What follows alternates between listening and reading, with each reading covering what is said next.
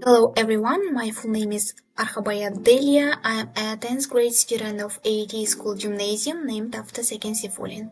I'm here to talk about what I have learned from module number 5 about stress and fear. We have all felt stressed and afraid of some point, right? And this module really helped me understand those feelings better and taught me some really useful vocabulary and tips. And now let me introduce the content of this module.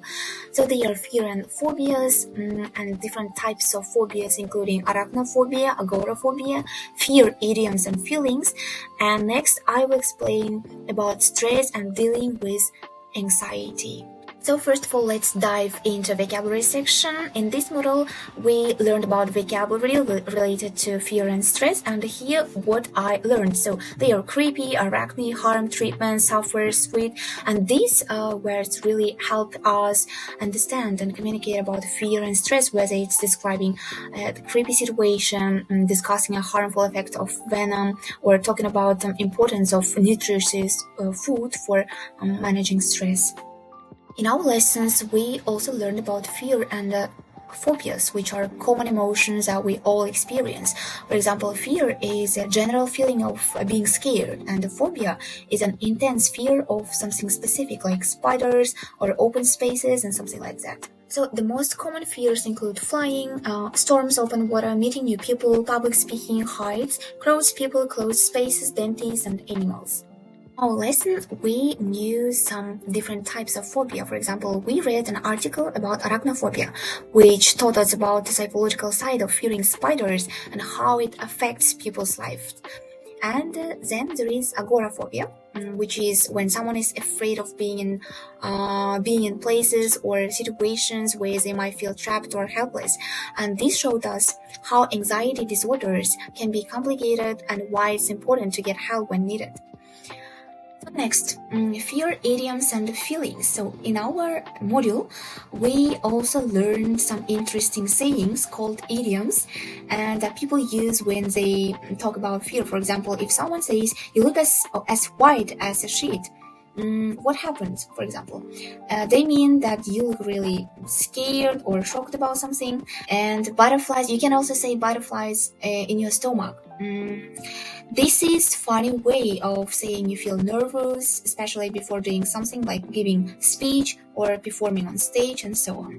Now let's talk about some of the phrases we learned for showing sympathy and giving advice or responding to others. And these phrases have been super helpful in everyday conversations, especially when someone is feeling stressed or afraid. For example, instead of just saying, "I'm sorry you are feeling stressed," you can also say, "I understand how you feel. I'm here for you. Be patient. It will be better soon. I hope you feel better soon," or "I hope these things get better soon," and something like that. It might seem like a small change, but it can really make a difference in how someone feels. So I can say that these phrasal verbs enhance my communication skills, enabling me to express empathy and offer support to others in times of need. So we also learned about stress and its causes. I learned that stress is a natural reaction of the body to difficult or harmful situations, which can be triggered by exposure to danger. And this module also gave us some great advice on how to deal with stress, like sharing our problems with our friends and family, exercising regularly, and talking to someone we trust about how we are feeling, and so on.